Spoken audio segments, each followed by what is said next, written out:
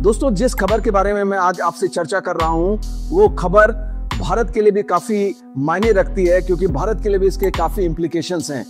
ये खबर है सऊदी अरेबिया और पाकिस्तान के बीच हुए एक डिफेंस पैक्ट से जुड़ी हुई। तो आइए जानते हैं इस पूरी खबर की डिटेल्स। मेरा नाम नीतीश है।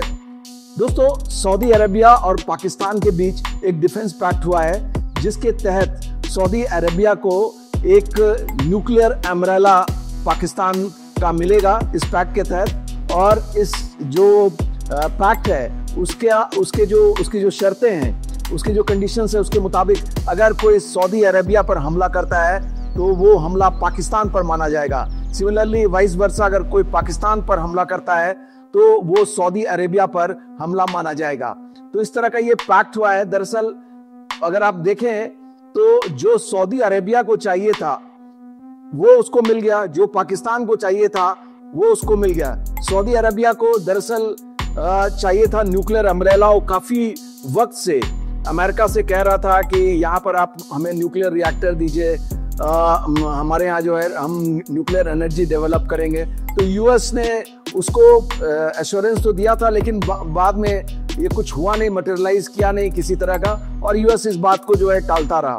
अब जैसे ही इजराइल ने कतर पर हमला किया, उसके बाद सऊदी अरेबिया ने पाकिस्तान के साथ ये पैक्ट कर लिया है। अब सऊदी अरेबिया को तो न्यूक्लियर आर्सेनल मिल गया, और पाकिस्तान को क्या मिला जो उसको चाहिए था।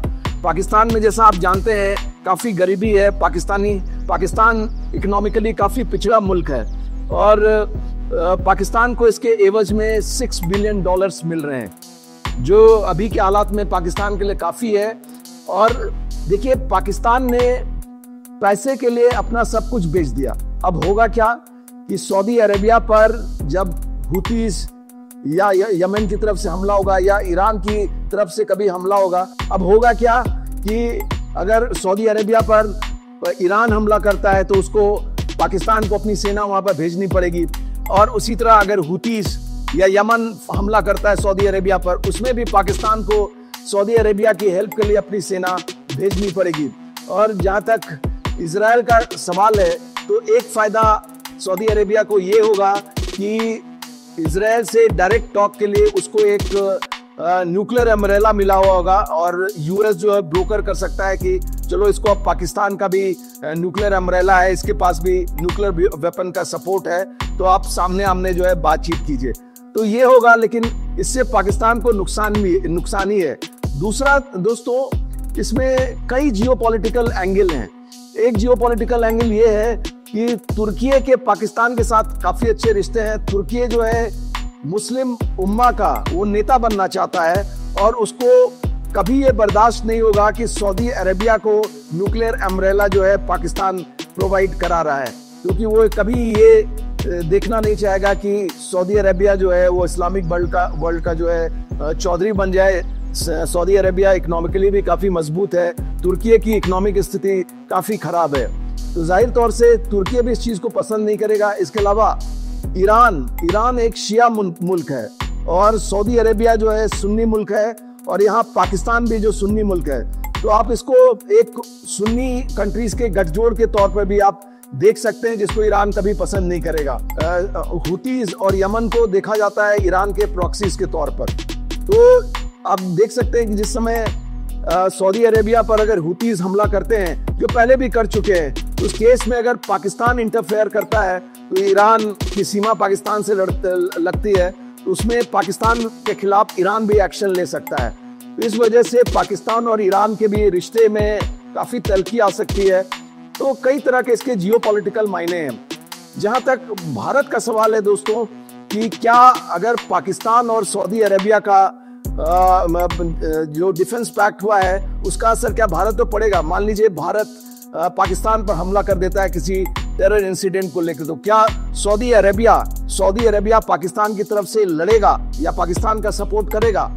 तो मुझे नहीं लगता है, क्योंकि भारत और जो सऊदी अरेबिया के रिश्ते हैं इकोनॉमिकली काफी मजबूत हुए हैं। सऊदी अरेबिया भारत में $100 बिलियन का निवेश कर रहा है, और एनर्जी में, इंफ्रास्ट्रक्चर में, डिफेंस में। तो ऐसा लगता नहीं कि भारत और पाकिस्तान के बीच भी अगर युद्ध की स्थिति होती है किसी टेरर इंसिडेंट को लेकर, तो सऊदी अरेबिया पाकिस्तान के सपोर्ट में उतर आएगा। लेकिन ये जियोपॉलिटिक्स है, कुछ भी कहा नहीं जा सकता और इसके लिए भारत को तैयार रहना होगा। जो MEA है, मिनिस्ट्री ऑफ एक्सटर्नल अफेयर्स, उसने इस पैक्ट के बारे में अपने विचार भी रखे हैं, पहला रिएक्शन दिया है, जिसके तहत उन्होंने कहा है कि we are assessing this implication. जो ये पैक्ट हुआ है उसके इम्प्लीकेशंस को हम लोग असेस कर रहे हैं और जो बेस्ट होगा नेशनल सिक्योरिटी इंटरेस्ट में वो हम करेंगे। तो ये प्रेस रिलीज जो MEA की तरफ से है वो मैं आपको दिखा रहा हूँ। तो जाहिर तौर से दोस्तों ये एक कॉम्प्लेक्स सिचुएशन है जिसके काफ़ी कॉन्सिक्वेंसेस हो सकते हैं, भारत पर भी इसका असर पड़ सकता है। और जाहिर तौर से जो डिफेंस एक्सपर्ट्स हैं इंडिया के, जो जाहिर तौर से जो सरकारी महकमे के लोग हैं, इसको असेस कर रहे होंगे। इसी मुद्दे पर हमने बात की डिफेंस एक्सपर्ट कर्नल रिटायर्ड दानवीर सिंह से। तो अब सुनिए कि क्या उन्होंने कहा। पाकिस्तान और सऊदी अरेबिया के बीच में जो मुआहदा हुआ है सिक्योरिटी को लेकर स्ट्रेटेजिक पॉइंट ऑफ व्यू से, ये बहुत ही सीरियस मैटर है। और अगर इसके बैकग्राउंड में जाएं तो ये कहीं ना कहीं जिस तरीके से इजराइल ने कतर के ऊपर हमला किया है, उससे बचने के लिए ये एक न्यूक्लियर अम्ब्रेला सऊदी अरेबिया ने पाकिस्तान से किराए पर लिया है। दरअसल सऊदी अरेबिया और पाकिस्तान की इस तरीके की स्ट्रेटेजिक दोस्ती कई बार हुई है। एक बार और पहले उन्होंने एक मिलिट्री अलायंस बनाई थी जिसमें राहिल शरीफ को मुखिया बनाया था, जिसके अंदर उन्होंने कोई एक अलायंस बनाई थी और उस अलायंस के जो फौज के मुखिया थे वो पाकिस्तान के एक्स जनरल राहिल शरीफ को बनाया गया था। और यमन के ऊपर हमले के दौरान और यमन और सऊदी अरेबिया की लड़ाई के दौरान सऊदी अरेबिया ने पाकिस्तान से उनके फौजियों की मदद मांगी थी, जो पाकिस्तान ने मना कर दी। और उसके बाद काफ़ी मुश्किलें आई इनके रिलेशनशिप में, लेकिन अब फिर से एक दोबारा से संजीवनी बूटी मिली है। और इसको आप ये कह सकते हैं कि पाकिस्तान की कमज़ोरी, गरीबी और मजबूरी का फ़ायदा सऊदी अरेबिया ने उठाया है। अब कई लोग ये कह रहे हैं कि ये भारत के खिलाफ इस्तेमाल हो सकता है, क्योंकि मुआहदा कहता है कि दोनों देशों के ऊपर कोई भी हमला करेगा तो वो दोनों देशों पर ही हमला माना जाएगा। यानी कि अगर सऊदी अरेबिया पे हमला करेगा तो पाकिस्तान पर भी हमला माना जाएगा और उसको उसी तरीके से डील किया जाएगा। ये तो बात हुई जो कर्नल दानवीर सिंह ने बताया कि भारत पर इसका क्या असर पड़ेगा। अब उन्होंने ग्लोबल इम्प्लीकेशंस भी इसके क्या हो सकते हैं उसके बारे में भी कर्नल दानवीर सिंह ने बताया। जहां तक दुनिया का सवाल है, अब यहाँ पर ये समझना बहुत जरूरी है कि जो मिडिल ईस्ट है, ये मिडिल ईस्ट का balance of power European countries और खास तौर से अमेरिका के पक्ष में है। इतनी आसानी से अमेरिका अपना ये बैलेंस ऑफ पावर हिलने नहीं देगा। पाकिस्तान किसी भी हालत में सऊदी अरेबिया के साथ मिलकर और इस बैलेंस ऑफ पावर को बिगाड़ नहीं पाएगा, क्योंकि सऊदी अरेबिया और पाकिस्तान दोनों के दोनों सिक्योरिटी के लिहाज से अमेरिका के ऊपर पूरी तरह निर्भर है। इनफैक्ट सऊदी अरेबिया तो 100% निर्भर है और पाकिस्तान बड़े पैमाने पर अमेरिका पर निर्भर है। रही बात पूरे अरब वर्ल्ड की, तो किसी भी हालत में तुर्की ये नहीं पसंद करेगा कि सऊदी अरेबिया पाकिस्तान की मदद से पूरे इलाके का चौधरी बन जाए। और उधर आपके पास ईरान है जिसकी मंशा है कि पूरे मुस्लिम ममालिक की रहनुमाई वो करे, लेकिन उसके पास पैसा नहीं है तो वो इसलिए मजबूर है। तो ये इनके इस पूरे इलाके के अंदर फॉल्ट लाइंस हैं। और जहाँ तक भारत का सवाल है, भारत के रिश्ते सऊदी अरेबिया से बहुत अच्छे हैं और इकोनॉमिक रिश्तों को सऊदी अरेबिया कभी भी ख़राब नहीं होने देगा। हमेशा याद रहे कि आतंकवाद के खिलाफ भारत ने जब भी कभी पाकिस्तान के खिलाफ आवाज़ उठाई है या कोई कार्रवाई करी है, तो सऊदी अरेबिया ने हमेशा भारत का समर्थन किया है और आगे भी करता रहेगा। दोस्तों, पाकिस्तान और सऊदी अरेबिया के बीच जो डिफेंस पैक्ट हुआ है उस पर भारत की भी नज़र है। MEA का ऑलरेडी इस बारे में एक रिएक्शन आ चुका है और इसी मुद्दे पर हमने बातचीत की। एक और डिफेंस एक्सपर्ट हैं कर्नल रिटायर्ड शैलेंद्र सिंह, आइए जानते हैं कि कर्नल साहब ने क्या कहा। हमने कर्नल साहब से जो हमारा पहला सवाल है वो ये है कि कर्नल साहब ये बताइए कि आखिर इस पर ये जो पैक्ट हुआ है उसका भारत पर क्या असर पड़ेगा। मुझे नहीं लगता कि इंडिया को करेगा। उसके मैं 3-4 रीज़न दे सकता हूँ। पहला रीज़न ये है कि इंडिया सऊदी के जो ट्रेड अफेयर्स है वो बड़े स्ट्रॉन्ग है, डिप्लोमेटिक अफेयर्स बहुत ही स्ट्रॉन्ग है, कल्चरल भी स्ट्रॉन्ग है। दोनों कंट्रीज आपस में एक दूसरे के साथ काफ़ी समय से एक अच्छे रिलेशन लेती हुई चली आ रही हैं, इंक्लूडिंग अगेंस्ट पाकिस्तान अगर हम बात करें।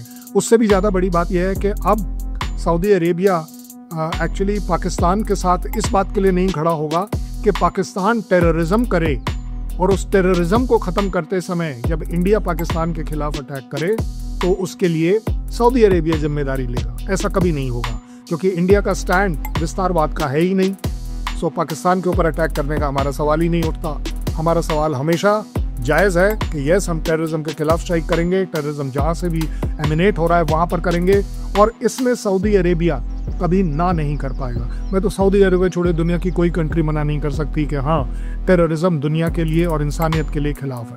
सो अपने आप में चाहे तो सऊदी अरेबिया को काफ़ी फ़ायदा हो सकता है, लेकिन as far as Pakistan is concern, सिवाय पैसे के, सिवाय बिकने के, सिवाय ज़मीन और अब न्यूक्लियर वेपन्स बेचने की जो बात है या गिरवी रखने की बात है, इसके अलावा मुझे नहीं लगता कि पाकिस्तान को कोई खास कोई स्ट्रेटेजिक एडवांटेज होगी, सिवाय यस कि वो इजराइल के खिलाफ अपने आप को थोड़ा सा सेफ समझ सकता है फ्रॉम मुस्लिम पॉइंट। कर्नल साहब, मेरा दूसरा सवाल है कि इसका ग्लोबली क्या इम्पैक्ट पड़ेगा, और क्या आपको लगता है कि इसमें अगर भारत और पाकिस्तान के बीच कोई कॉन्फ्लिक्ट होता है तो उसमें सऊदी अरेबिया भी पाकिस्तान से के सपोर्ट में उतर आएगा, और इसमें यूएस की क्या भूमिका है? यूएस का रोल एक बड़ा अहम रोल है, क्योंकि अगर बात करें मोटे मोटे तौर पर तो सऊदी अरेबिया कभी अफोर्ड ही नहीं कर सकता कि वो यूएस के खिलाफ जाए और बिना यूएस के सपोर्ट के ना चले। और as far as Pakistan is concern, वो तो कठपुतली है। तो सीधी सीधी बात है कि आज के बाद अब सिचुएशन ये आ जाएगी कि पाकिस्तान हर वो काम करेगा जो सऊदी अरेबिया और यूएस मिलकर बोलेंगे, और अगर इन दोनों के कोई कॉमन एनिमी है तो सिर्फ और सिर्फ इजराइल है। इसके अलावा कोई कॉमन एनिमी हो ही नहीं सकता। सो अपने आप में चाहे पाकिस्तान मुस्लिम फैक्टर को और मुस्लिम झंडे को बढ़ा सकता है कि यस, उसने मुस्लिम कंट्रीज़ के साथ देने के लिए अपने सो कॉल्ड न्यूक्लियर आर्सेनल को एज अ डिटरेंस रखा है, बट जहाँ तक कंट्रोल, कमांड एंड कंट्रोल की बात है, वो यूएस के पास ज़रूर रहेगा। यूएस के पास एक ये भी फ़ायदा रहेगा कि वो थोड़ा बहुत जो इजराइल उसकी नहीं सुनता है तो वहाँ वो एक फैक्टर ज़रूर ला पाएगा कि yes, Muslim countries specially Saudi Arabia से रिलेटेड कोई भी एक्सट्रीम एक्शन शायद इजराइल ना ले।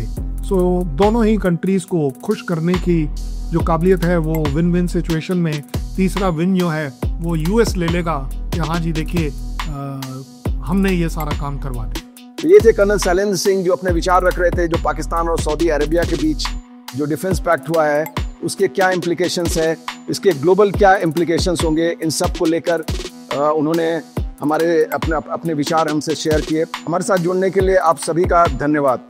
जय हिंद, जय भारत।